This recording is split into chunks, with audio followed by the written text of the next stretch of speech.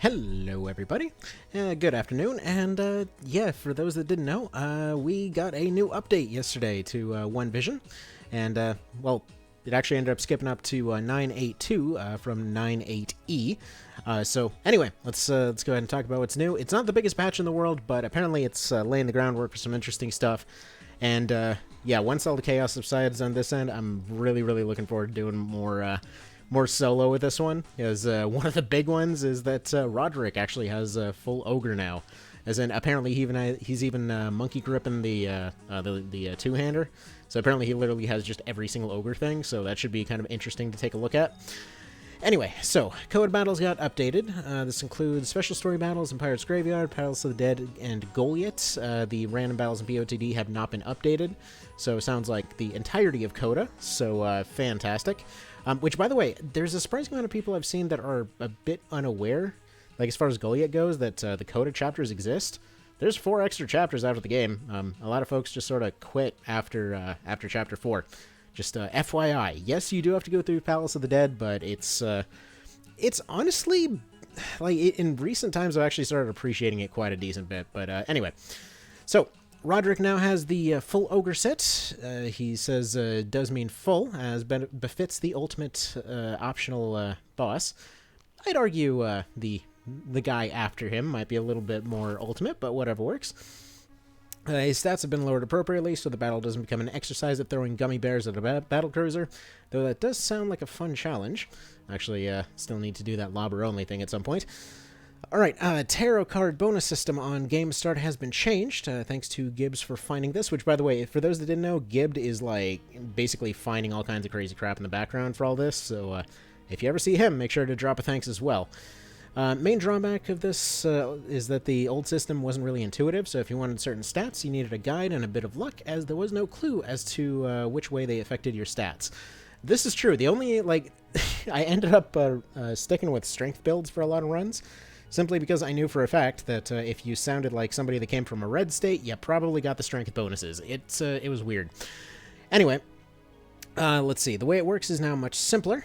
The left answer gives you HP, Strength, and Vit. Middle is for Dex, Agility, and Avoidance. Right is for MP, Int, Mind, and Res. That part's up to you, but also having a little bit of chance would be more interesting.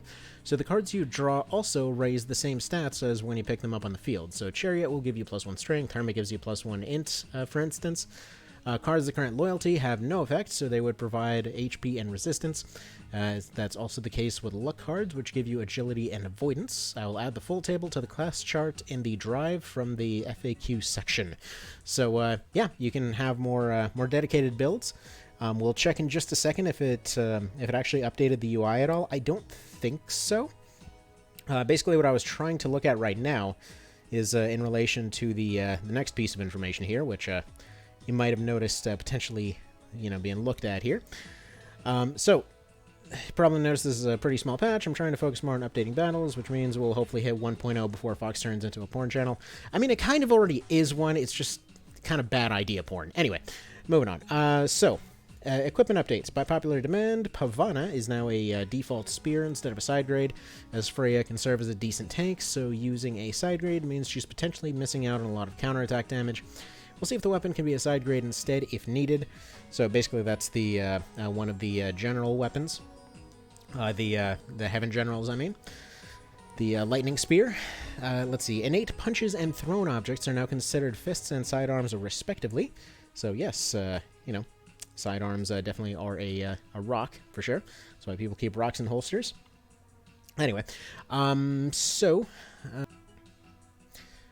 Alright, slight interruption there. Moving on. Alright, so that does mean their damage scales with fist and sidearm skills, but they don't get accuracy bonuses or enable the use of finishers. So yeah, as you can see here, they don't allow you to use finishers, but still potentially a very interesting challenge run at some point. So this is mostly there because it makes sense, and it can be useful in some edge cases, as those attacks can now carry element and status bringer debuffs. So you can have a lightning fist ninja, for example, now, or an archer. Oh, shortbow archers with a lightning fist. Interesting.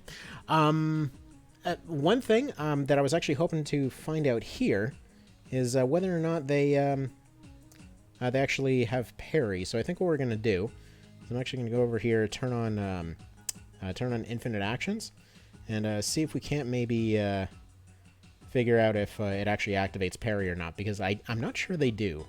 Alright, so I can confirm after a little bit of testing, I don't believe the fist actually can parry, so it doesn't actually count as having a weapon equipped, it just scales off the skill. So that's potentially interesting. Basically, just actually probably having fist skill. I wonder if having fist skill while having a longbow might potentially allow for a Knight of Lotus type situation.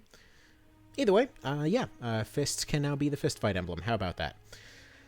Alright, so supposedly fixing Emblaze happened again, so hopefully that actually works now. And then lastly, Denim's base stats got raised slightly because the tarot card bonuses are overall lower. Anyway, that's kind of about that there. It's not a huge one, but it is a very interesting one for, you know, potential context and things like that. But yeah, it's very, very quickly approaching that point where we're getting to 1.0. It's just a few versions off now. There's a bunch of like little things coming in here. I mean, CODA is updated, so basically that's just like Palace of the Dead, randoms, and I think like Sam Bronze randoms and some of the like late game randoms, maybe. All of those might already be done. Anyway, so you guys have a good one. Take care, and yeah, as soon as I can get back to doing things, I will. But until then, y'all stay safe and have a good one.